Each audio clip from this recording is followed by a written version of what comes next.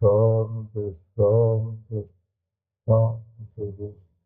रूपम दृश्यम लोचनम दृश्य तदृश्यम दृष्टुमानसम दृश्यादृश्यः साक्षी दृग्येव न सुदृश्यते नीलपीतस्थूलसूक्ष्मा सरस्वदीर्घादि भेदतः नानाविधानि रूपाणि पश्येल्लोचनमेकधा आन्ध्यमान्ध्यपतित्वेषु नेत्रधर्मेषु चैकधा संकल्पयेत् मनः श्रोत्रस्वगादौ योज्यतामिदम्। दृष्टा और दृष्टा वृक्ष की प्रक्रिया, इसको वेदांत में प्रक्रिया बोलते हैं। विचार करने का एक प्रकार, प्रक्रिया माने प्रकार, ढंग, शैली, प्रकार प्रक्रिया, प्रकार को ही प्रक्रिया कहते हैं। तो अद्वैत वेदांत में मुख्य प्रक्रिया है अध्यारोप और अपवाद, इसके बिना और कुछ है नहीं। एक बात आपको ये सुनाता हूँ कि जिन लोगों ने संप्रदाय पूर्वक अद्वैत वेदांत का अध्ययन नहीं किया है, उनको ये बात मालूम ही नहीं है, एकदम मालूम नहीं है। तो कहीं दृष्टादृश्य देखते हैं, तो कहीं कार विचारण देखते हैं, तो कहीं पंच विकोश विवेक देखते हैं, कहीं अवस्थात्रय देखते हैं। तो उनको अध्यारोप अपवाद की प्रणाली यदि नहीं मालूम है, तो किसी प्रक्रिया को ही सच्ची समझ के उसमें आसक्त हो जाएंगे। मेरे 10 यही वेदांत है।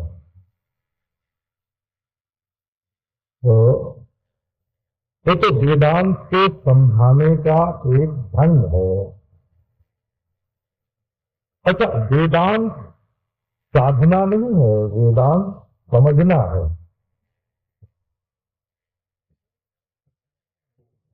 वचनम व्यापकम न तो कारकम।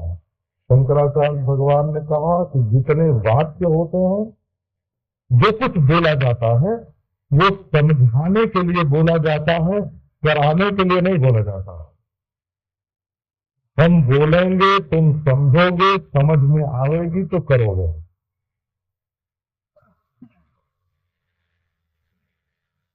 माने वाक्य के द्वारा ज्ञान दिया जाता है, और ज्ञान फिर संसार के संबंध में होगा तो करने न करने का होगा, और ईश्वर के संबंध में होगा तो जानने का होगा। ज्ञान कराता नहीं है, ज्ञान बताता है, ज्ञान समझाता है। वचनम ज्ञापकम न तो कारकम। अब आओ अध्यारोप अपवाद की प्रक्रिया का कुछ नमूना आपको बताओ। पहले कहेंगे कि ब्रह्म ज्ञेय है, सीधी बात। ये है माने ज्ञातव्य है। ब्रह्म को जानना जरूरी है। यदि ब्रह्म को नहीं जानोगे तो अपने को परिच्छिन्न जानते रहोगे, और परिच्छिन्न जानते रहोगे तो दुखी सुखी होते रहोगे, पापी पुण्यात्मा होते रहोगे, जीते मरते रहोगे, बेवकूफ और समझदार बनते रहोगे, संसार से तुम्हारी छुट्टी नहीं मिलेगी। इसलिए जानने योग्य तो ब्रह्म ही है। तो बोले अच्छा भाई, ब्रह्म जानने योग्य है तो क्या ज्ञान का विषय है ब्रह्म? बोले लेकिन ऐसे, अरे भाई ज्ञेयता जो है वो कर्तव्यता की दृष्टि से बताई कि तुमको जानना चाहिए। ज्ञेय तो ज्ञान के विषय रूप से भी हो सकता है और ज्ञान के अविषय रूप से भी हो सकता है। तो ब्रह्म को ज्ञेय के रूप में मत जानो कि वो घड़े की तरह, कपड़े की तरह, मकान की तरह है। ब्रह्म को ज्ञाता की तरह जानो। तो अभी तो भाई ब्रह्म को जानने से क्या होगा? बोले ब्रह्म मिल जाएगा। तो हे भगवान, ब्रह्म क्या अनमिला है? तो ब्रह्म तो अनमिला नहीं है। ब्रह्म आपके नहीं होता, आपके माने प्राप्त। फिर भी प्राप्यत्व का उसके ऊपर आरोप किया जाता है। क्या ब्रह्म मिलता है? बोले कि तुमको दुनिया मिलती है। जब दुनिया तुम्हारे दिमाग में मिली अनमिली भर रही है, तो इसको निकालने के लिए अगर ब्रह्म को भी मिलने वाला मान लो तो तुम्हारा क्या बिगड़ता है? इसका अर्थ है कि और कुछ भी आपके नहीं है, केवल ब्रह्म ही आपके है। दुनिया में प्राप्त करने योग्य दूसरी कोई वस्तु नहीं है, केवल ब्रह्म ही प्राप्त करने योग्य है। आत्मलाभात न परम विद्यते, आत्मलाभ से बढ़ करके दूसरी कोई वस्तु नहीं है। अपने को प्राप्त करो, अपने को प्राप्त करो। बोले अपना अप्राप्त कहाँ है? तो अरे ये घट मठ की प्राप्ति में, हाँ ये सोना चांदी की प्राप्ति में, बहु बेटी की प्राप्ति में, पति पत्नी की प्राप्ति में, ये तुम्हारा आत्मा जो है वो खो गया। मेरा हीरा हेराए गए कचरे में।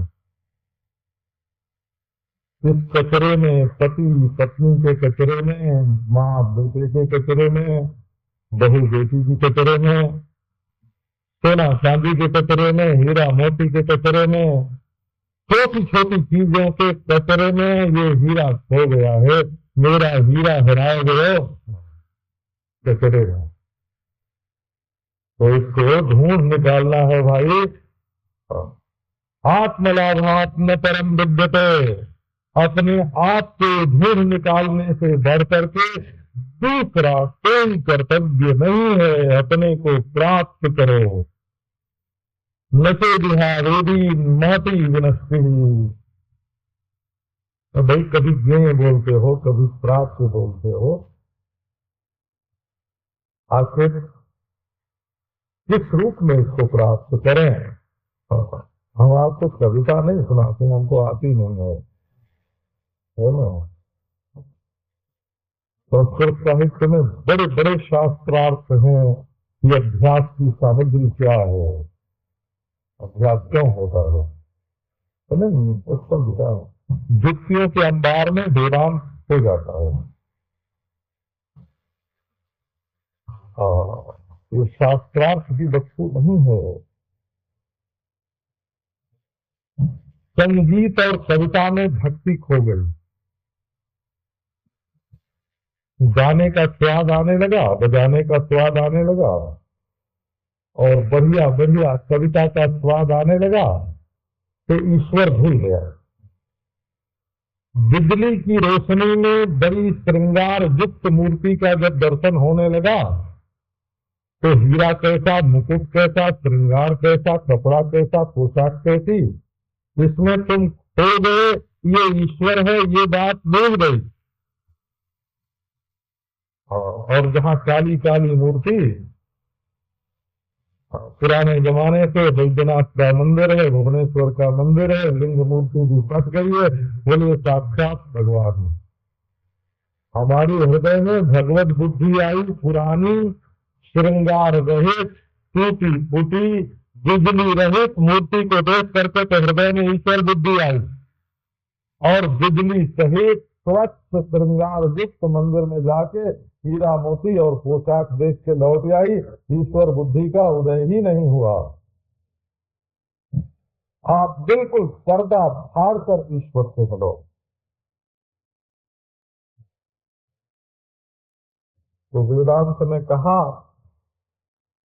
देखो ब्रह्म जो है वो कोई दूसरा नहीं है, इसलिए उसको कहीं जाकर या कहीं से बुलाकर पाना नहीं है।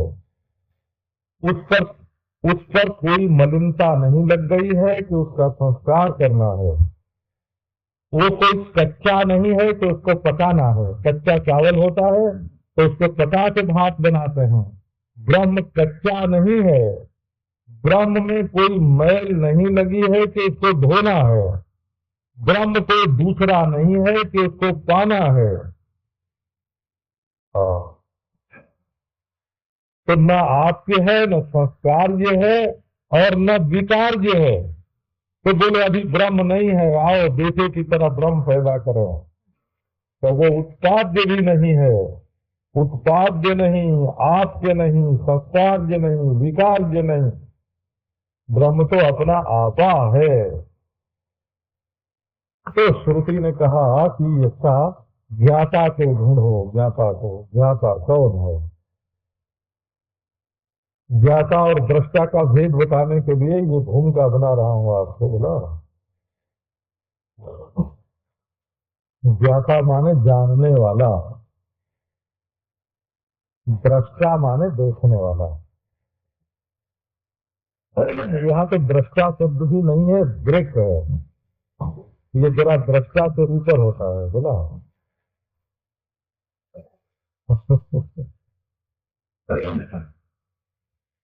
तो हे भगवान, आप तो देखो, जब हम किसी चीज को देखते हैं तो कितना परामर्श होता है।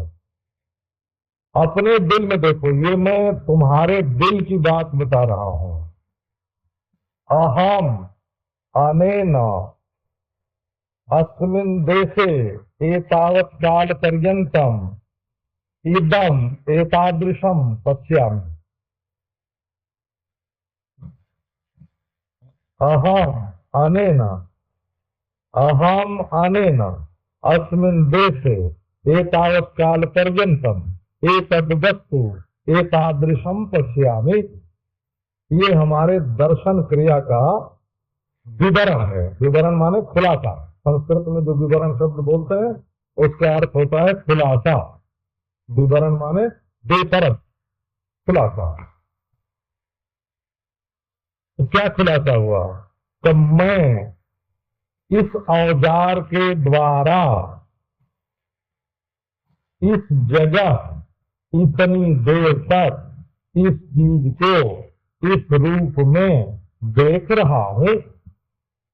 ये दर्शन का अनुवाद है। बोला तो अब समझो कि मैं अंतःकरण की वृत्ति अथवा नेत्र आदि इंद्रियों के द्वारा बाहर या भीतर इतनी चीज को, गुलाब के फूल को लाल लाल या सुगंधित अनुभव कर रहा हूं। आपकी दर्शन क्रिया में कितनी चीजें है? पहले मैं है, फिर औजार करण है, करण, फिर स्थान है, समय है, वस्तु है, और वस्तु का प्रकार है। और उसका दर्शन हो रहा है।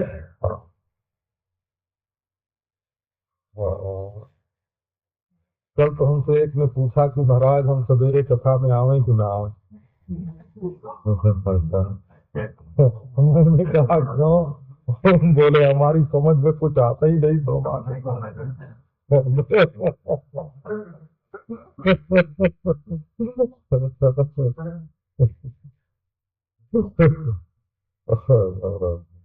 तो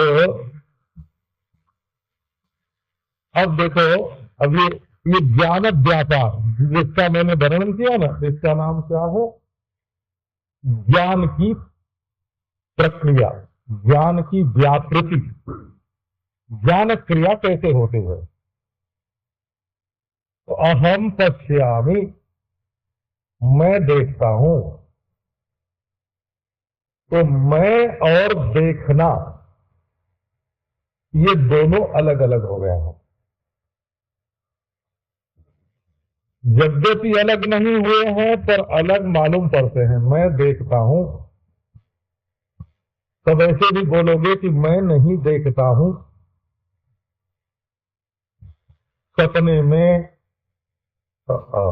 मैं ऐसा नहीं देखता हूं, दूसरा देखता हूं। सुषुप्ति में मैं जागृत और स्वप्न की चीजों को नहीं देखता हूं। अब देखो, यहां देखना और न देखना दोनों से अलग मैं मालूम पड़ता है। इसका अर्थ है कि ये जो देखना और न देखना है ये उपाधि में है, और अपना जो ज्ञान स्वरूप है वो दोनों से न्यारा है।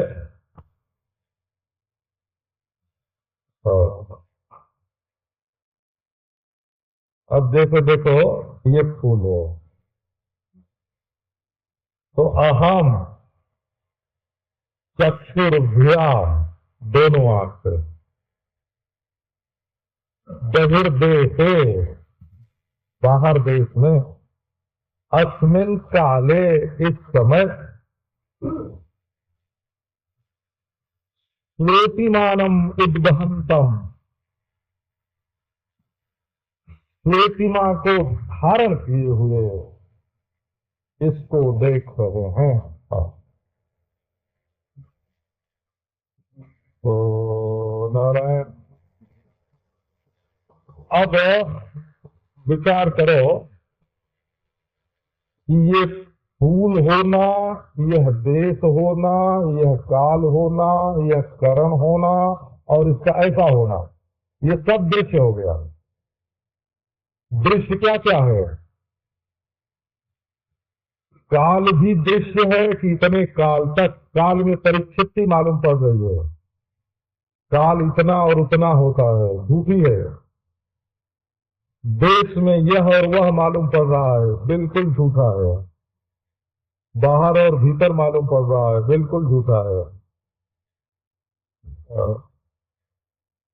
इस स्थान में ये फूल कभी नहीं रहता, रहता है, कभी नहीं रहता है, इसलिए स्थान का संबंध झूठा है।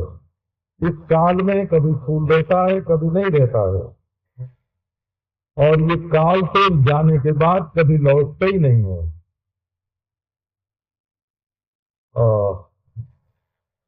ये फूल ऐसा नहीं रहता है, सड़ जाता है, सूख जाता है, और हमेशा फूल ही नहीं दिखता है।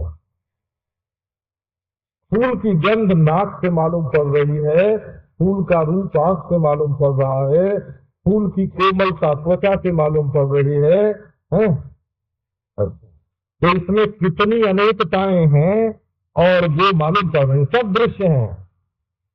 और जिन इंद्रियों से मालूम पड़ती हैं वो इंद्रियां भी दृश्य हैं, और जिन वृत्तियों से मालूम पड़ती हैं वो वृत्तियां भी दृश्य हैं। और आप विचार करोगे तो मालूम पड़ेगा, ऐसा विलक्षण मालूम पड़ेगा। जिस चीज को हम हर हमेशा हर वक्त देखते रहते हैं और हम देखते रहते हैं, बिल्कुल ये देखने वाला क्या अजूबा है, अजब है, अजब, और गजब ही देख रहा है। ये तो हम फंस फंस के बोला, हाँ, फंस फंस के देखते हैं, इसलिए ये देखना मालूम पड़ता है। जो तुम्हारा बेटा दिख रहा है, माता को, माता जिसको अपना बेटा समझती है, वो माता का बेटा नहीं, बाप का बेटा है। और बाप का बेटा नहीं, गेहूं का बेटा है। और गेहूं का बेटा नहीं, पंचभूत का बेटा है। और पंचभूत का बेटा नहीं, प्रकृति का बेटा है। प्रकृति का बेटा नहीं, ईश्वर का बेटा है। और ईश्वर का बेटा नहीं, माया का बेटा है। और माया का बेटा नहीं, ब्रह्म का बेटा है। बोले भाई ब्रह्म के तो बेटा होते ही नहीं है। तो तब तो ये बेटा बिना हुए ही भास रहा हो। हे भगवान है, किसका बेटा किसका बाप। तो जब मनुष्य अपने घेरे में बंद करके किसी वस्तु को देखता है, तब उसकी असलियत को नहीं देख पाता। तो हम ज्ञाता कब बनते हैं? जब कर्ण के द्वारा देखते हैं। ज्ञाता, ज्ञाता माने जब प्रमाण के द्वारा हम प्रमेय को देखते हैं, जब हम वृत्ति के द्वारा विषय को देखते हैं, तब हमारा नाम ज्ञाता होता है। ज्ञाता। अहम अनेन इदम पश्यामि, मैं इसके द्वारा इसको देखता हूँ। इस त्रिपुटी में ज्ञाता, ज्ञान और ज्ञेय का भेद होता है। त्रिपुटी में ही ज्ञातापना होता है। जहाँ त्रिपुटी नहीं है वहाँ ज्ञातापना नहीं होता। सुषुप्ति में ज्ञातापना नहीं है। लो मार दी गोली, क्यों? तो वहाँ प्रमाण प्रमेय का व्यवहार नहीं है। मैं इस वृत्ति के द्वारा इसको देख रहा हूँ, माने नेत्र से रूप देख रहा हूँ, या श्रोत्र से शब्द सुन रहा हूँ, या मन के द्वारा विचार कर रहा हूँ। ये व्यवहार सुषुप्ति में न होने के कारण सुषुप्ति में ज्ञातापना नहीं है, लेकिन अनुभव है। लो, एक बार एक महात्मा से किसी ने पूछा कि बुद्धि से बड़ा तो सृष्टि में और कुछ नहीं है, बुद्धि सबसे बड़ी है। और उन्होंने कहा बुद्धि से बड़ा अनुभव है। बुद्धि कभी निश्चय करती हो, कभी अनिश्चय करती हो, परंतु निश्चय अनिश्चय करने वाली बुद्धि को जो अनुभव कर रहा है, वो जो बुद्धि का प्रकाशक है, वो तो बुद्धि से बहुत बड़ा है।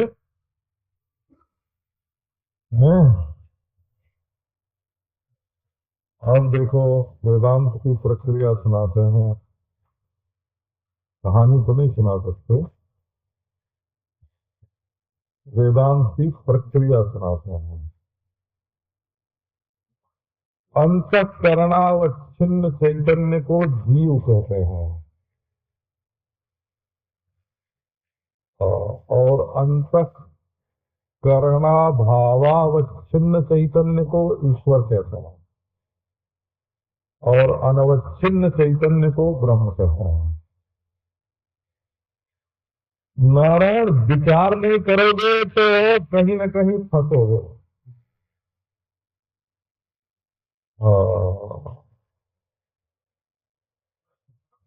तो फिर हम ऐसा उसके बारे में सोचते हैं कि इनका भाग्य या तो आजीवन निगुरा रहने का है, और या तो आजीवन चीला रहने का है?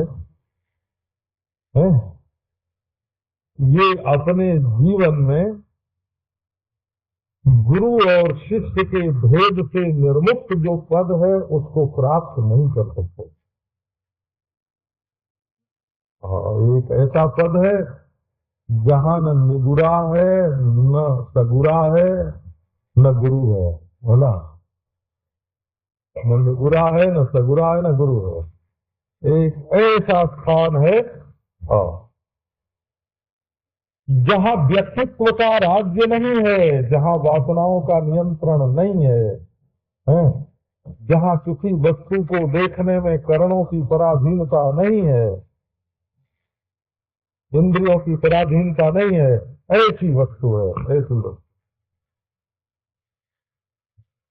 तो अंकुरावच्छिन्न चैतन्य का नाम जीव है और बीजावच्छिन्न चैतन्य का नाम ईश्वर है। बीज समझती हो,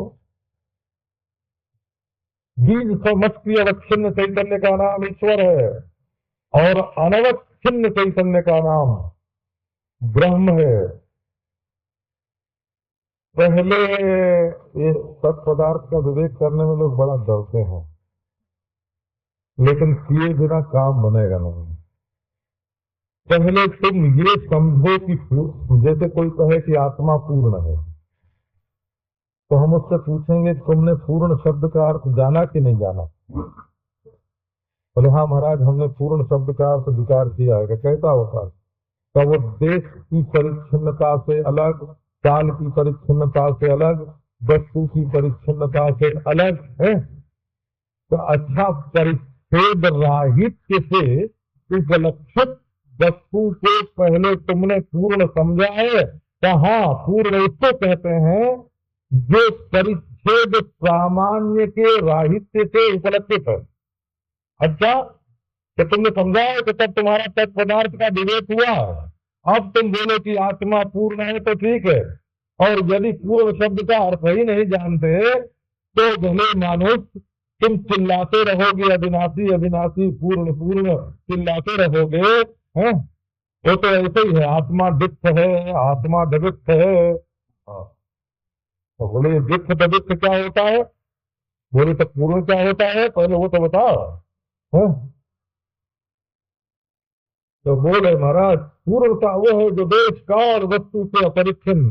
बस ठीक है, इसी को हम तत्व बोलते हैं। अन्य रूप से पूर्णता के स्वरूप का निश्चय ये तत्व है, और आत्मा की पूर्णता को जानना ये अभेद ज्ञान है। वो पूर्णता जो है वो अपने आत्मा में ही है, अन्य में नहीं है। ये जानने का नाम अभेद ज्ञान है। और वेदांत की है ना, वेदांत की चर्चा सुना में आप, ज्ञाता और दृष्टा। तो जो वृत्तियों के द्वारा विषय का ज्ञान प्राप्त करता है, जिसमें त्रिपुटी होती है, उसको बोलते हैं ज्ञाता। परंतु अपने जीवन में एक समय ऐसा आता है, एक अवस्था ऐसी आती है जब न विषय का भान होता है और न वृत्ति का।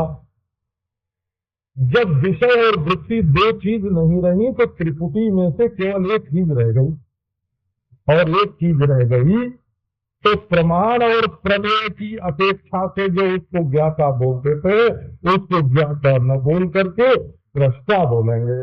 सुषुप्ति में दृष्टा है। तो बोले ठीक है, सुषुप्ति में दृष्टा है, समाधि में दृष्टा है, सुषुप्ति में दृष्टा है, तो फिर जागृत में भी दृष्टा है, स्वप्न में भी दृष्टा है। कहाँ ठीक है? जागृत और स्वप्न में तुम वृत्ति, इंद्री और विषय के साथ अपना संबंध बना लेते हो, और सुषुप्ति में ये संबंध छूट जाता है। तो बोले संबंध तो छूट जाता है, परंतु अविद्या जो है वो लगी रहती है। ये जो अविद्या है ये लगी रहती है।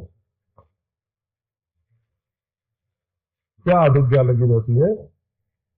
तो देखो, सुषुप्ति और समाधि में किसी को ज्ञान नहीं हो सकता। वेदांत की विलक्षणता आपको हम क्या समझावें?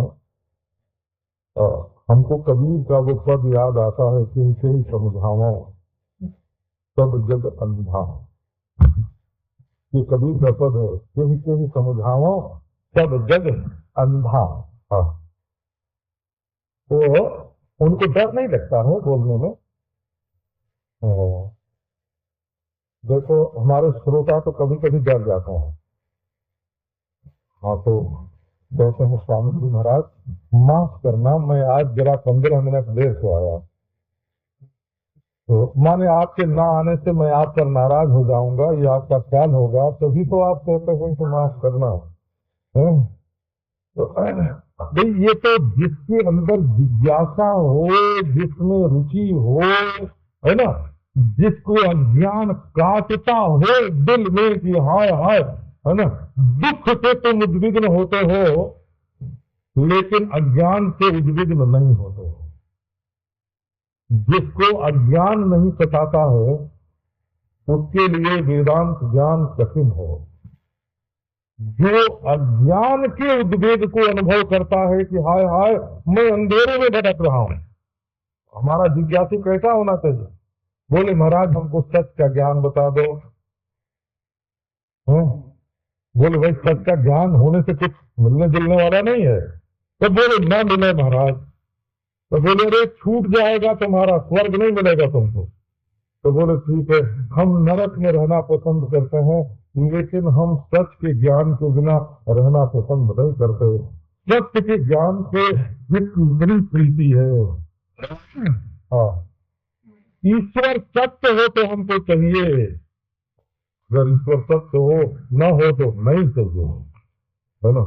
अगर नरक ही सत्य हो तो हम अनंत काल तक नरक में रहने के लिए तैयार हैं, लेकिन हमको सत्य का ज्ञान चाहिए। जिसको सत्य के ज्ञान की प्यास नहीं है वो सत्य के ज्ञान का अधिकारी नहीं है। हाँ गौरी ढूंढन चली रही किनारे गए। नारायण, ये ज्ञेय और ज्ञान की रस्सी अपने गले में बांध कर बैठे हुए हैं ज्ञाता। नारायण आपको समझना चाहिए, ये तत्व ज्ञान हिमालय में भगाने के लिए नहीं है, गुफा में ले जाने के लिए नहीं है, योग में सच्ची समाधि में बैठाने के लिए नहीं है, निवृत्ति परायण करने के लिए नहीं है। ये तो सच्चाई का ज्ञान है और ये आपको जीते जाते जागते जागृत अवस्था में होने की चीज है। ये नशा पी के आप बेहोश हो जाए उसमें आप ज्ञानी हैं ऐसा न समझें। कोई अभ्यास प्रक्रिया करके आप जगत का भार मिटा दें उसमें आप ज्ञानी हैं ऐसा न समझें। आप सुसुप्ति अवस्था में ज्ञानी हैं ऐसा न समझें। आप समाधि अवस्था में ज्ञानी हैं ऐसा न समझें। अज्ञान को निवारण करने वाली वृत्ति यदि उदय नहीं होगी, जिस अज्ञान के अपने जिस स्वरूप के अज्ञान के कारण अपनी अद्वितीयता अपनी ब्रह्मता के अज्ञान से आप जीव बने बैठे हो, जब तक वो अपनी ब्रह्मता और अपनी अद्वितीयता को ज्ञात कराने वाली वृत्ति का उदय नहीं होगा, वेदांत की प्रक्रिया शून्यता नहीं है, वेदांत की प्रक्रिया समाधि नहीं है, वेदांत की प्रक्रिया सुषुप्ति अवस्था में जाना नहीं है, वेदांत की प्रक्रिया एक ऐसा जीता जागता जागृत अवस्था का ज्ञान है जो अज्ञान को बिल्कुल सफाचट कर देता है। योगी आप बन सकते हैं, आप विवेकी बन सकते हैं, आप उपासक बन सकते हैं, निरोध समाधि में बैठ सकते हैं, परंतु खुले नयन परमार्थ देखूं, ये जो है परमार्थ, ये प्रपंच भी अद्वितीय ब्रह्म ही है।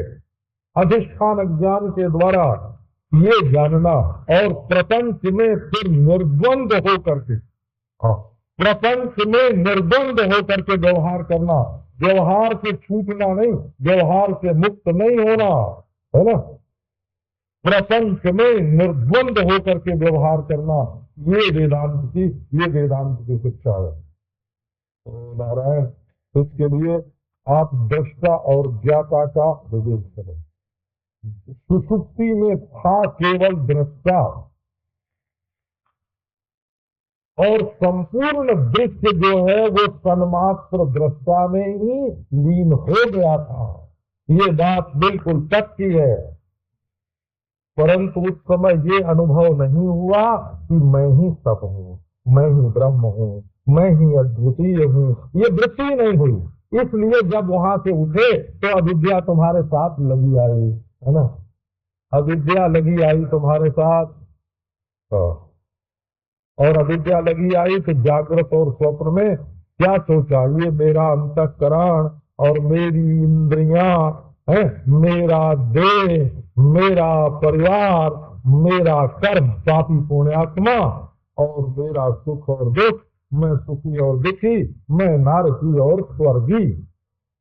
तो जरा एक बार विवेक करके देखो अपने को।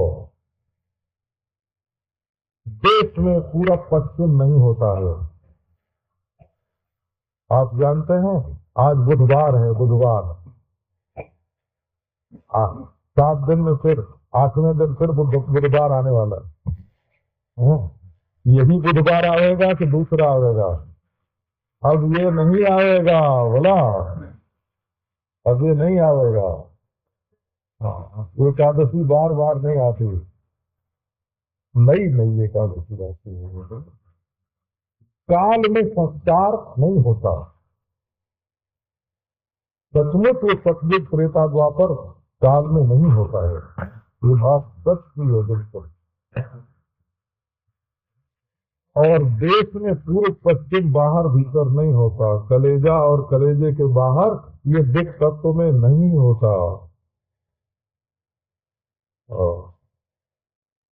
संस्कार मिट्टी पानी आग में नहीं होता। भला आग फूंकने पर अंगूर भी जल जाएगा, आम भी जल जाएगा। आग में जलाने पर न अंगूर रहेगा न आम, और माटी रहेगी। सत्ता में भी संस्कार नहीं होता। संस्कार जो है ये हमारे मन में जो मोह है ना वस्तुओं के संबंध में, उस मोह से, अविद्या से केवल संस्कार की उत्पत्ति होती है। तो ये आपका जो आप जो दृष्टा है,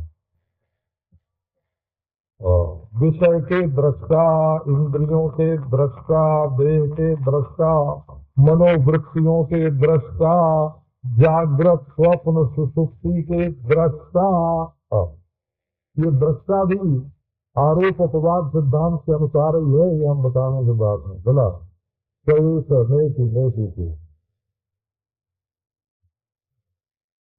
दृष्टा है गुरुदेव, ये दृष्टा, ये बात ये विवेक करवाने के लिए है कि आप अपने आत्मा के संबंध में आप जाने कि दृश्य भाषे तब भी आप दृष्टा हैं और न भाषे तब भी आप दृष्टा हैं।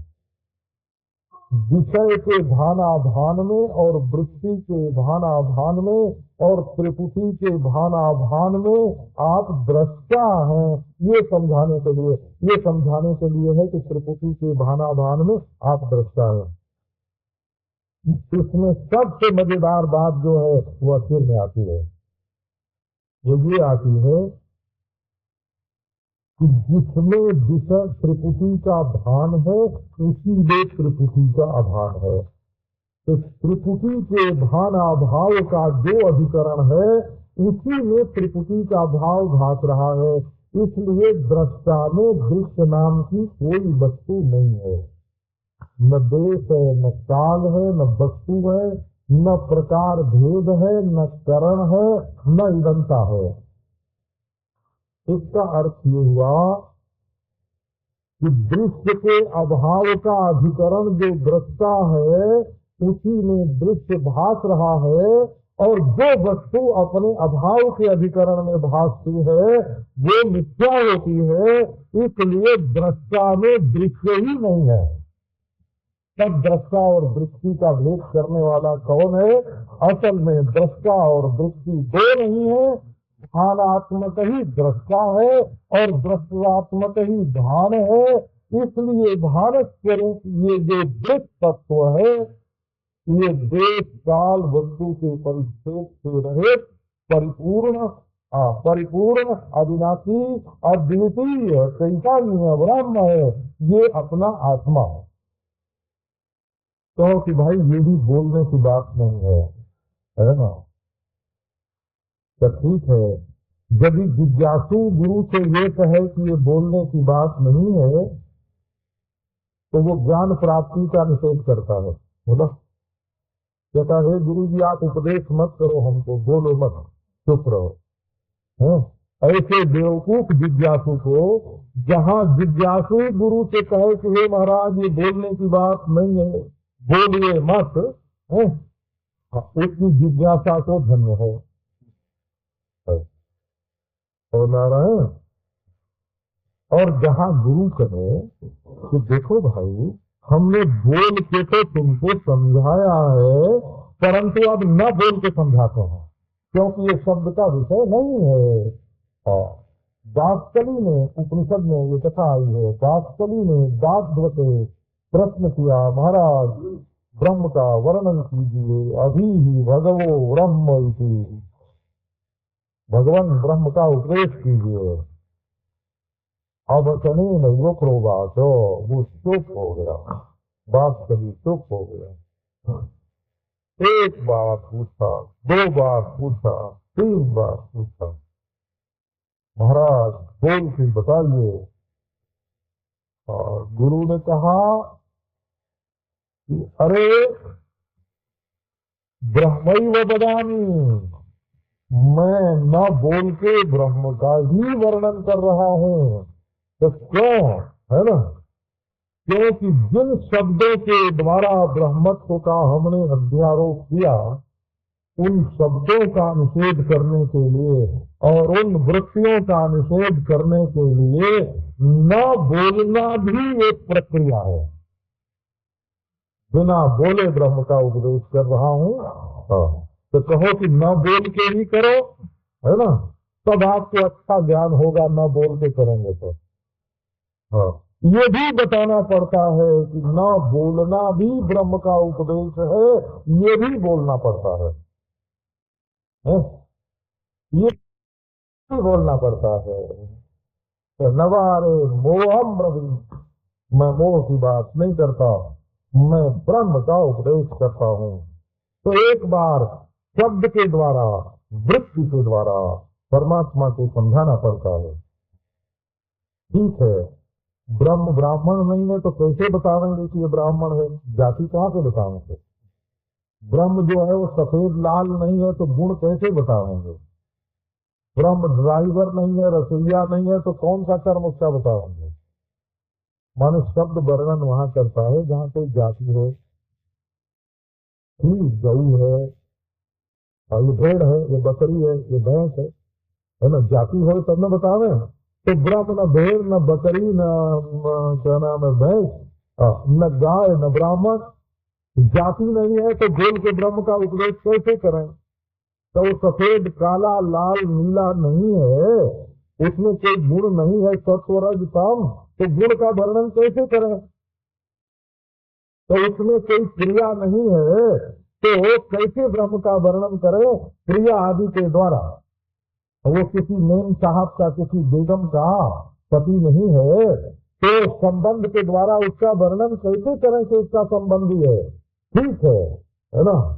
गुण के द्वारा, क्रिया के द्वारा, जाति के द्वारा, संबंध के द्वारा, रूढ़ी के द्वारा, कि भाई इसका नाम अ है, ब है, स है, एक कल्पना कर लो, तो इसके द्वारा भी उसका वर्णन नहीं हो सकता, क्योंकि उसके स्वरूप को समझना पड़ेगा। परंतु पहले वर्णन करते करते करते करते, है ना, वहां तक पहुंचाना पड़ता है, और वहां पहुंचाकर संकेत करके तत्वमसि, है ना, संकेत करके चुप हो जाना पड़ता है। और जिज्ञासु अपने आप को अद्वितीय ब्रह्म जानकर, उसमें न कार्य है, न कारण है, न पंचकोश है, न तीन अवस्था है, न ज्ञातापना है, न दृष्टापना है, और ये सब तदनन्य, तदनन्यत्वम, उसके सिवाय दूसरी कोई वस्तु नहीं है, ऐसे ब्रह्म को समझाना पड़ता है। तो इसको समझाने की प्रक्रिया क्या है? समझाने की प्रक्रिया ये है कि आपकी जो भी वृत्तियां हैं वो दृश्य हैं। दृश्या भी वृत्तयः। हिंदी में तो भी माने बेटी होता है बोलो, जानते हो? नारायण। एक ही हमारे पास हिंदी में एक कहावत है, मोरी धिया के बड़ा दुलार। मोरी मेरी बेटी का बहुत दुलार है, बहुत प्यार है। क्या बोले, हाड़ी भाड़ी छुए न पावे, है ना? किसी लड़की हो ऊंची जात में जाई गई तो आ करके उसकी माँ से लोग पूछते थे कि तुम्हारी बेटी ससुराल में सुख से तो है? उसमें मकान, स्त्री, पुरुष सब देखने में आते हैं। तो वो रोशनी, उस रोशनी में और ये सूर्य की जो रोशनी आ रही है, इसमें क्या फर्क है? तो सूर्य की रोशनी में संस्कार डाले हुए नहीं है, और सिनेमा घर में जो रोशनी आती है वो फिल्म के संस्कार को छान कर, फिल्म के संस्कारों को लेकर आती है। तो देखो, ज्ञान स्वरूप दृष्टा जब ये भी दृष्टि के फिल्म में से निकलता है तो वो जो शकल है, सूरत है, मकान है, संबंध है, क्रिया है, जाति है, वो सब रोशनी में नहीं है। वो भी दृष्टि रूप जो फिल्म है, संस्कृत भाषा में इसको फिल्म बोलते हैं, फिल्म। ये फिल्म जो है, ये ऐसा नहीं है कि जाके तुम किसी लघु कौमुदी पढ़ने वाले से पूछ लोगे ये फिल्म शब्द कहाँ है तो बता देगा, बोला। व्याकरण के शास्त्रीय आचार्य को भी नहीं मालूम होगा कि फिल्म शब्द कहाँ है। अच्छा, तो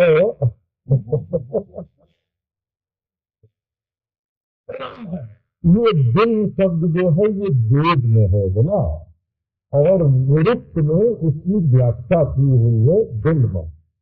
फिल्म शब्द का अर्थ ही होता है जैसे सांप की चोंचल, है ना, बाहरी चीज हो। फिल्म माने बाहरी चीज, बाहरी चीज।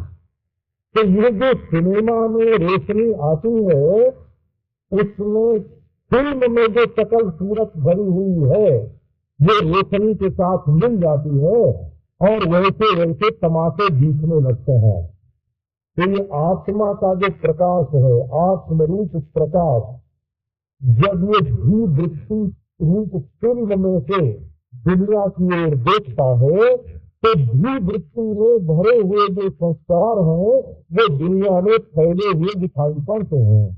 फिल्म कितनी छोटी होती है लेकिन पर्दे पर तस्वीर कितनी बड़ी होती है। इसी प्रकार हमारी भी वृत्ति अत्यंत अणु के बराबर, एक कणिका के बराबर है, और इसमें ये जो उसमें से जो दृष्टा का प्रकाश फन के बाहर आता है उसमें भरी हुई सकल सूरतें दिखाई पड़ती हैं। असल में जैसे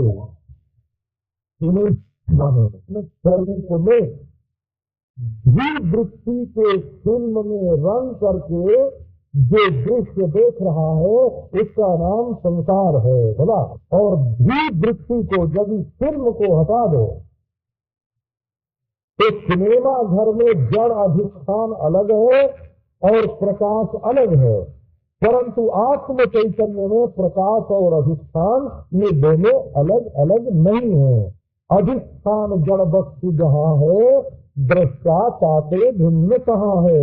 जहाँ हो चेतन आधारा तहाँ न दृष्टा है न्यारा। अधिष्ठान जड़ वस्तु जहाँ है, जहाँ कपड़े का पर्दा अधिष्ठान है तो दृष्टा ताते भिन्न कहाँ है, रोशनी वहाँ उससे अलग है। और जहाँ हो चेतन आधारा, जहाँ चेतन ही पर्दा है, वहाँ है, जहाँ चेतन ही अधिष्ठान है वहाँ चेतन ही स्वयं प्रकाश भी है। स्वयं प्रकाश चैतन्य जो है वो देश काल वस्तु का सबका अधिष्ठान है। स्वयं प्रकाश चैतन्य यही दृष्टा, यही अपना आपा, और भी वृत्ति के फिल्म में जो संस्कार है उनसे ये सृष्टि को देख रहा है। एक बार विवेक के द्वारा अपने आप को इस फिल्म से अलग कर लो। ये फिल्म तुमने है, तुमसे रोशन हो रही है। ये फिल्म कभी तुमने रहती है, कभी नहीं रहती है। इसलिए ये मिथ्याभूत फिल्म ही मिथ्याभूत प्रपंच को दिखा रही है। ये दृष्टा जो है ये दृढ़ मात्र परमात्मा है। इसलिए बताया साक्षी दृगेव, ये जो है ना उस पर ध्यान दो। साक्षी दृगेव, साक्षी किसको कहते हैं? दृढ़ मात्र है, दृढ़ मात्र ए पर ध्यान दो। साक्षी उससे कहते हैं जो साक्षात देखे, साक्षात पश्यति ये साक्षी है। ये पाणिनि ने बना दिया है वो साक्षी शब्द। साक्षात द्रष्टि संज्ञायाम, जो साक्षात देखने वाला है उसकी संज्ञा है साक्षी। साक्षात दृष्टि संज्ञायाम। अब साक्षात्कार क्या हुआ? हम घड़ी देखते हैं, बोले साक्षात देखते हैं, तो साक्षात कहाँ देखते हो? हाँ, बीच में अवकाश है, हाँ?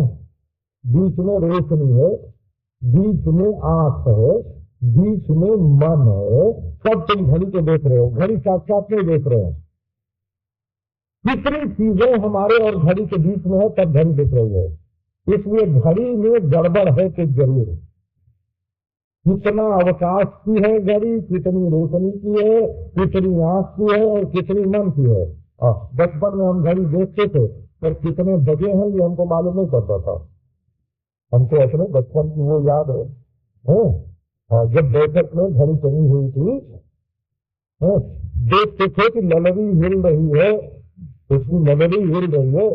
देखते थे कि वो सुई जो है वो चल रही है, परंतु कितना बजा है ये देखना हमको आता ही नहीं था। तो देखो कितना कितना घड़ी में से आया, कितना रोशनी में से आया, कितना अवकाश में से आया, कितना आंख में से आया, कितना मन में से आया, है ना। अब देखो आंख हमारी कैसी, तो ये मन को देख लेते हैं, और मन हमारा कैसा, सोता है कि जागता, तो ये हम खुद देख लेते हैं। तो स्वप्न और सुषुप्ति को हम खुद देख लेते हैं, मनोराज्य को खुद देख लेते हैं। दवाई की जरूरत है। एक बार हम कह रहे थे भाई हमारे मन में थोड़ी है ना, द्वेष तो नहीं था पर ये काम तो हमसे हो गया, है ना। तो वो कहता था कि मैं तुम्हारे मन में द्वेष था इसलिए तुमने ऐसा किया। मैंने कहा भाई देखो काम हुआ है, तो भले मानो नींद आएगी तो हमको मालूम पड़ेगी कि तुमको मालूम पड़ेगी। नींद जो है, सुषुप्ति जो है वो परवेद्य नहीं है, स्ववेद्य है। तो क्या हुआ, उसका दृष्टा होगा हो।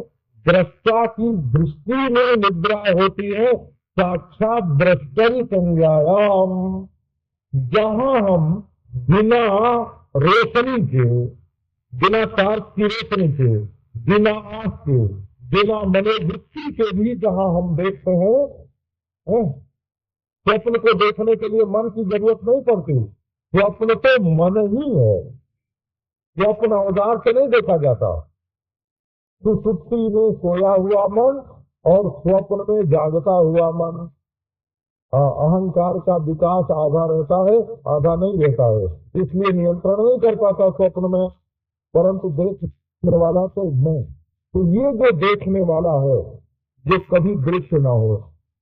अच्छा, एक वैज्ञानिक आके कहे, ये कई लोग होते हैं ना, जैसे हम समझते हैं, बुरा नहीं मानेंगे कोई अगर होंगे तो, है ना, समझे तो जरूर लेकिन बुरा न माने। तो किसी आर्य समाजी के सामने अगर ये बात कह दी जाए कि ये बात वेद में लिखी है, तो उसके दिमाग में तुरंत हलचल मच जाएगी कि भाई ये बात वेद में लिखी होगी, है ना, तब तो बिल्कुल सच्ची होगी। हलचल मच जाएगी, हलचल मच जाएगी। ऐसे कई लोग जो होते हैं वो विज्ञान का नाम सुन के आजकल हिप्नोटाइज हो जाते हैं, है ना। और विज्ञान की बात क्यों कहा है, तो बड़ी शक्ति, है ना, बड़ी शक्ति। हाँ, मनोविज्ञान से ये बात निकल आई और विज्ञान जुड़ा, है ना। इसीलिए हम लोग भी अब कि कोई बात कहते हैं तो कहते हैं कि ये वैज्ञानिक है। हाँ हाँ हाँ हाँ, ये जिन लोगों का दिमाग जो है ना, जिन है, क्या बोलते हैं, कल हमारे साथ क्या एक चिट्ठी आई थी ना, मेंटल, मैं उनका मेंटल बैलेंस बिगड़ गया है। तो जिन लोगों का साइंस का नाम सुनते सुनते, साइंस का नाम सुनते सुनते मेंटल बैलेंस जिनका बिगड़ गया है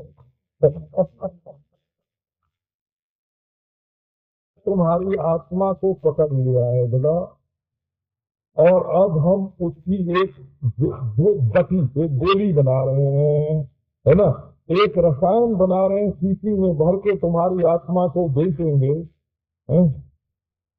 तो ये लोग महाराज जो साइंस से हिप्नोटाइज है वो मान लेंगे कि हाँ बात बिल्कुल सच्ची है, अब आत्मा बाजार में बिक रही है।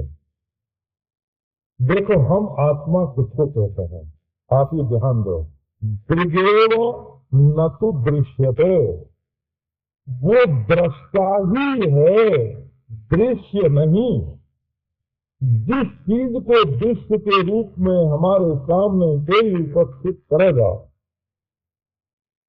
है? वो दृष्टा कहते हैं, वो दृग ही कहते हैं। अभी हम वहां थे हरिद्वार में, तो एक ने कहा कि स्वामी जी हम लोग तो अब दिल बदलने लग गए, हृदय का परिवर्तन कर देते हैं, तो ये आपका हृदय जो है ये कहाँ रहता है।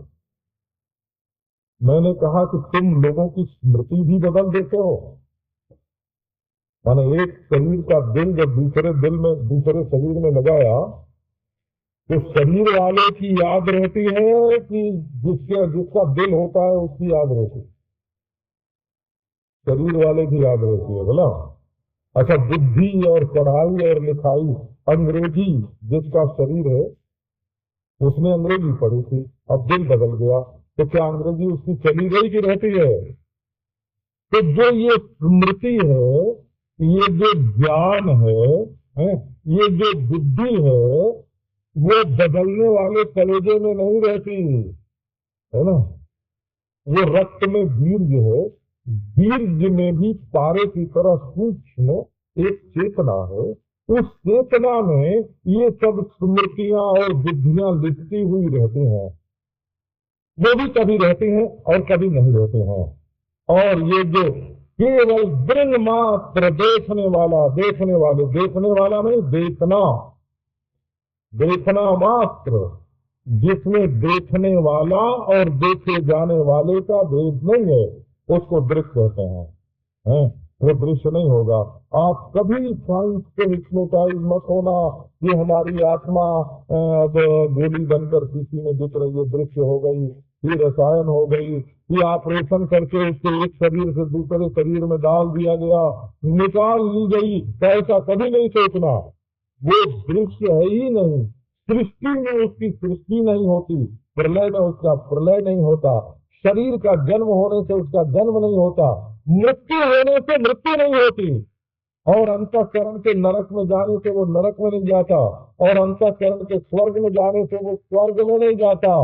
स्वर्गाकार नरकाकार अंतःकरण हुआ करता है, आना जाना मालूम पड़ा करता है, और क्या नाम है, जन्म मृत्यु की प्रतीति होती रहती है, और वो दृढ़ मात्र वस्तु जो है वो ज्यों का त्यों, किसी देश में नहीं, किसी काल में नहीं, किसी द्रव्य के रूप में नहीं, स्वयं प्रकाश ज्ञान स्वरूप ज्यों का त्यों रहता है। ओम शांति शांति शांति।